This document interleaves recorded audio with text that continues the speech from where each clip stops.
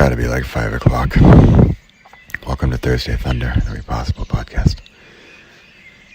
Hope you can hear the birds. It might be what woke me up. Alright, I've got the equation. Mathematics guy that I am. It's about my mother-in-law. It's in her final days, if not her final hours. I think I finally figured out the equation. This is going to sound bold, but the secret to long life, the secret to the purpose in your life, meaning, health, wealth. You ready?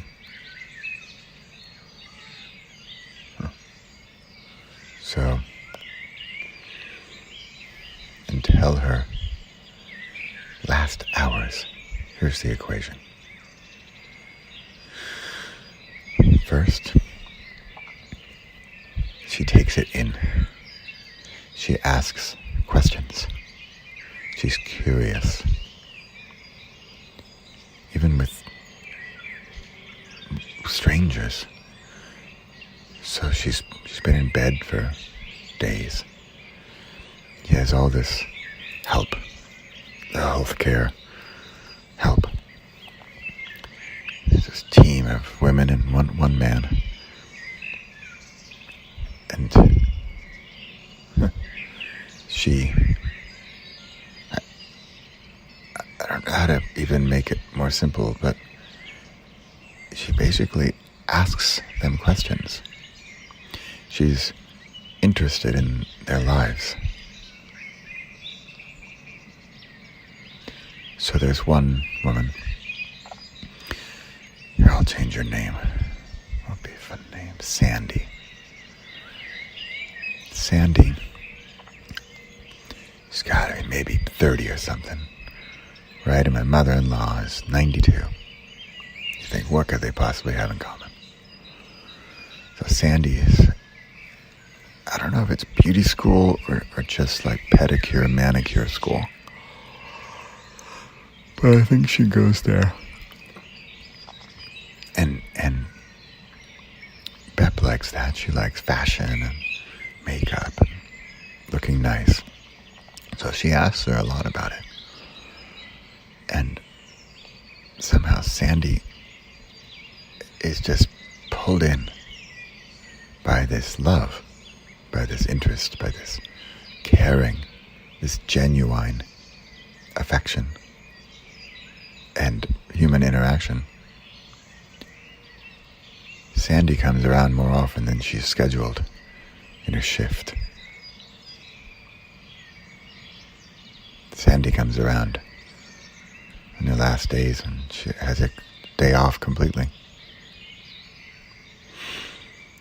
So step 2. Step 1 then is asking. Interest, curiosity. But then acting on it. So you can be curious and never ask a question or talk to anyone. But she does. She opens up, she's daring about it, she's bold, and makes that connection. She breaks the silence. She breaks the code of strangers and dives in deep. Or it doesn't have to be deep. She just asks her a question about her life. She wants to hear a story. The step 1 might be curiosity or some kind of active curiosity. Ask the question.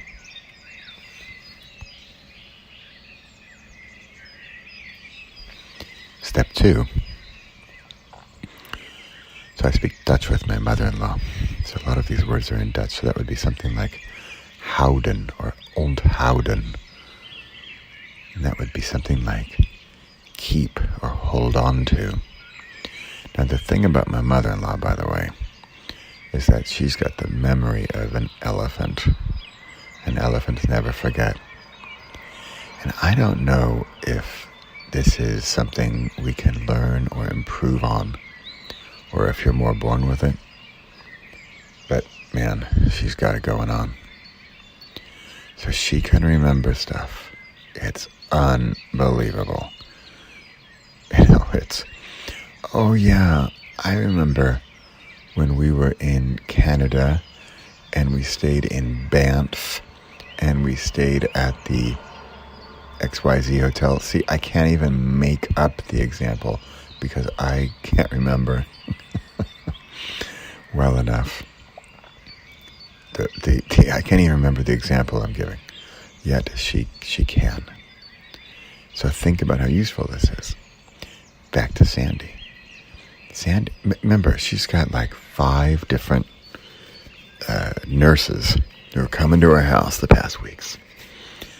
All got different names, of course, all got different stories.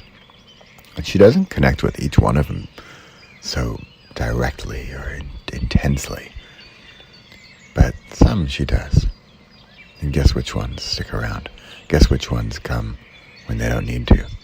Guess which ones just stop by just to say hi? Just wanted to come on in and say one more thing. Onthouden, or houden, or memory, or keep, or hold on to. That's step 2. She holds on to it.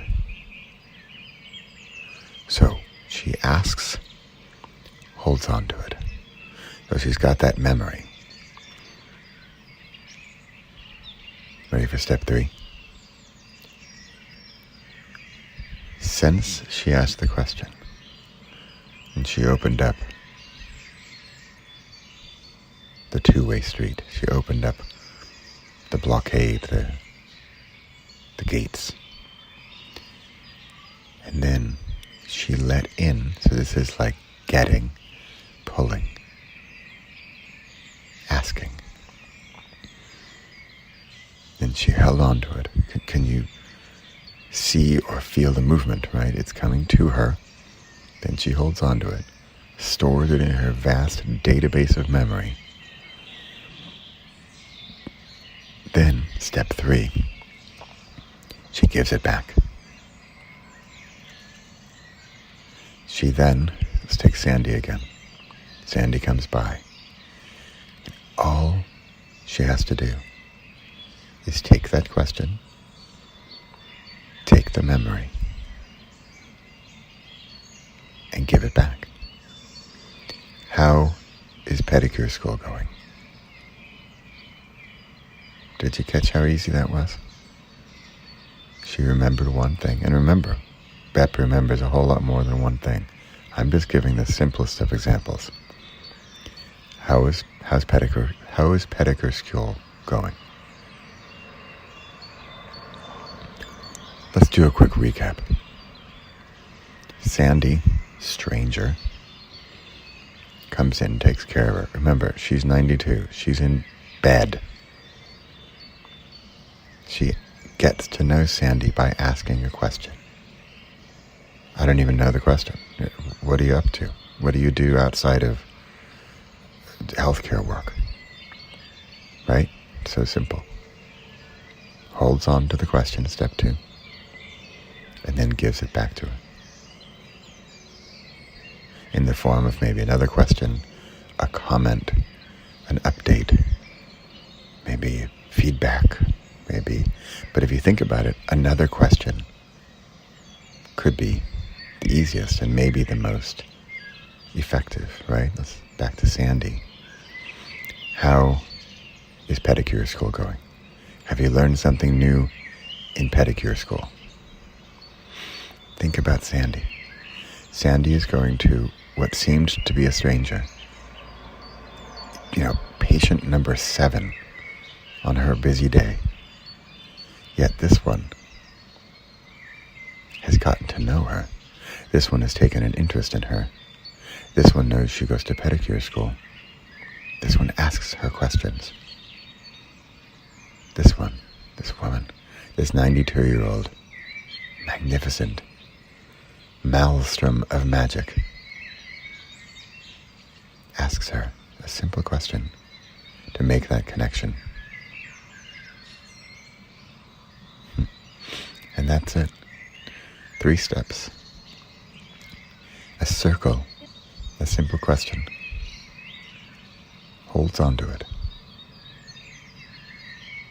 and gives it back. And yet, this simple circle, I see it like a funnel or a spiral. Do you know there's a mosquito coil? Seems to be made of like chalk and green junk.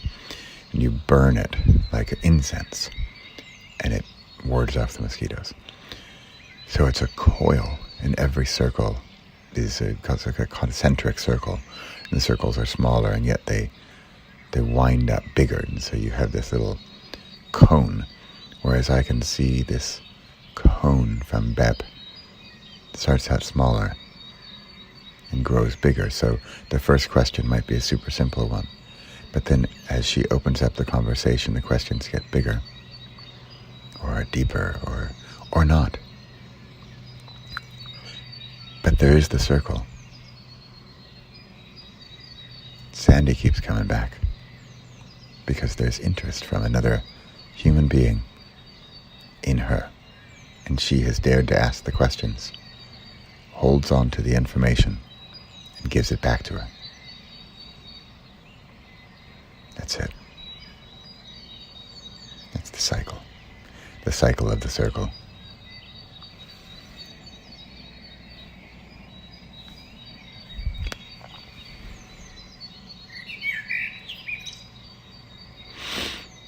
It's got to be 5 o'clock in the morning. Birds are up. There you have it. It's my Thursday Thundering Possible podcast. I'm Bradley Charbonneau. I'm going to see if I can go back to sleep. Make it a great Thursday.